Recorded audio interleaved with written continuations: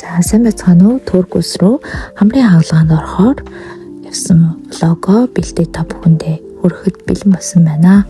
Намайг Тунгалаг Тамир гэдэг.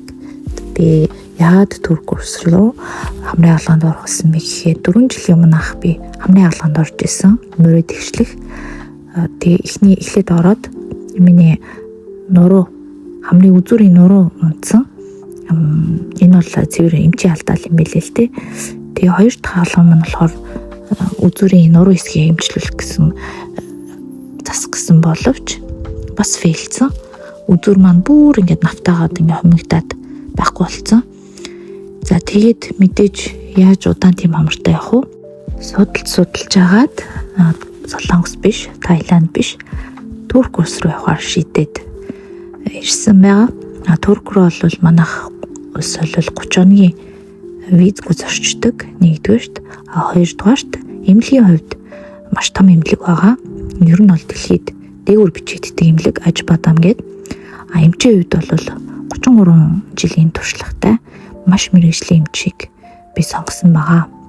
За Ажбадам эмнэлэг бол үйлчилгээ хоолунд гээд 5 дахь хувьд бол үнэхээр ярилтгүй үнэхээр сайн эмнэлэг.